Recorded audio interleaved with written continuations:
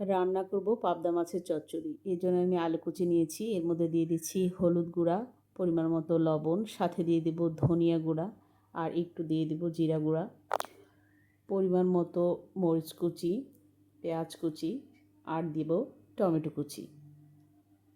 পরিমাণ মতো তেল দিয়ে নিয়ে হাতে ভালোভাবে মাখিয়ে নেব। এগুলোকে মাখিয়ে নিয়ে যদি ঝালটা একটু বেশি খাই তাহলে একটু লাল মরিচের গুঁড়া অথবা বাটা দিয়ে দিতে পারবো।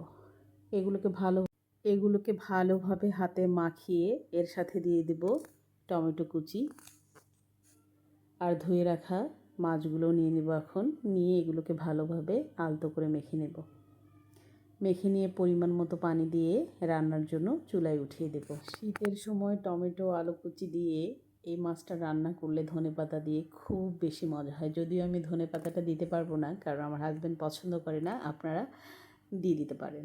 ধনেপাতা দিলে আসলেই যে কোনো মাছের তরকারি বলেন, অন্য কিছু বলেন, ভর্তাতে অনেক বেশি টেস্ট হয়। আসলে সবাই তো আর ধনেপাতা খায় না, এই জন্য ধনেপাতা দিলে আলাদা একটা স্বাদ আসে। খুব অল্প আগুনে রান্নাটা করব, কারণ আমি স্টিলের পাতিলে উঠিয়ে দিচ্ছি ইন্ডাকশনে। গ্যাস নেই, এই জন্য এই ইন্ডাকশনে রান্না করতে নিলে পাতিলের সমস্যার কারণে রান্নাটা ভালো হয় না। ইন্ডাকশনের পাতিল আমার কেনা নেই, দু একটা আছে, এর বেশি কেনা নেই। সব হচ্ছে গ্যাসের চুলায় ইউজ হয়।